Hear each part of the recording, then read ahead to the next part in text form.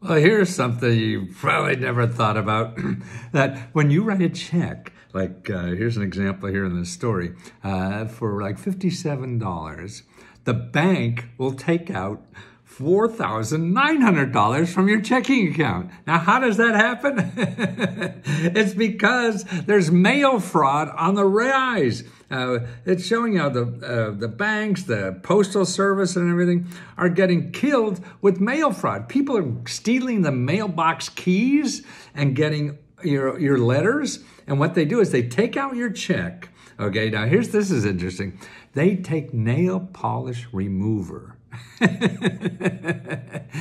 And they remove the name on your check and the amount, and they put their name or some other fictitious name that they could get it cashed with and a hell of a lot more money and make money that way. They're big syndicates that are doing this. And I've lost a check or two in the mail, and I thought, oh, I never thought about it. I never saw it come into my bank account or whatever. And so now hey, if something doesn't show up, I cancel that sucker. I call the bank. The problem is it costs $35, depending on your bank, and that's the problem. So you have to really beware of that stuff.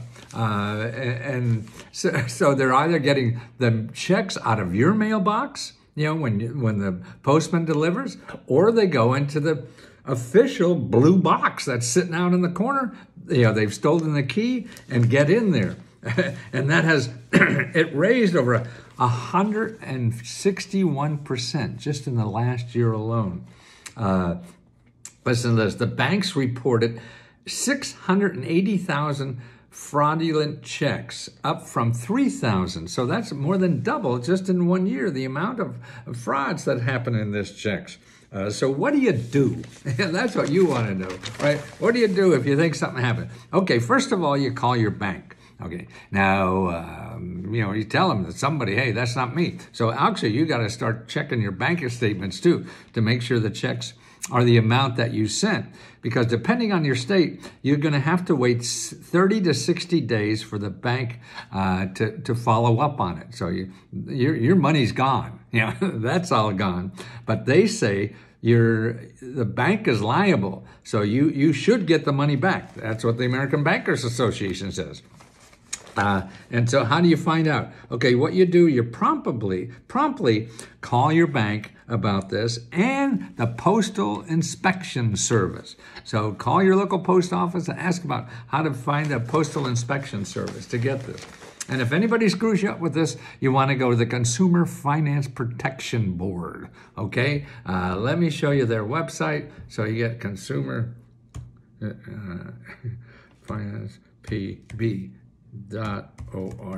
Yeah. Oh. That's a consumer finance.gov. That's what it is, consumerfinance.gov. So it's not the initials. It's just consumerfinance.gov, and you go there, and there's right on top there's submit a complaint. So you submit a complaint if the bank or your post office screws you up because they're messing with your money, okay? And it's not your fault. It's somebody's fault, right? You ain't got the money. That's the important thing. And that's why it's always, don't call a lawyer. Man, there's always a regulatory agency that will fight better than your lawyer because, they're going to charge you more than probably the check's worth to get it. So make sure you contact the free one first. And that's what we do at letsgohelp.com. Show you about these other things because you'll never find them in Google because they don't charge money.